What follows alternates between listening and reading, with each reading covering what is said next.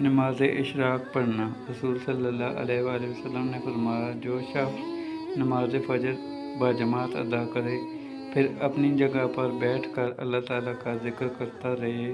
یہاں تک کہ سورج طلوع ہو جائے، پھر 2 رکعت اشراق کی نماز پڑھے تو اس کے لیے ایک مکمل حج و عمرہ کا ثواب ہوگا۔ پیارے آقا حضرت محمد صلی اللہ علیہ وآلہ وسلم نے ارشاد فرمایا، جس نے لوگوں کے دلوں کو اپنے جال میں پھانسنے کے لیے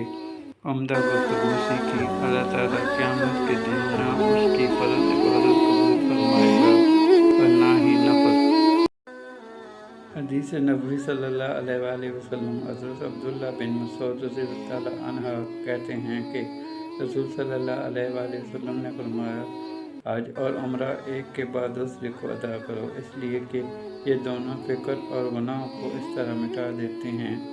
جیسے بٹی لوہے، اونے اور چاندی کے میل کو مٹا دیتی ہے، اور حج مبرور کا بدلہ صرف جنت ہے۔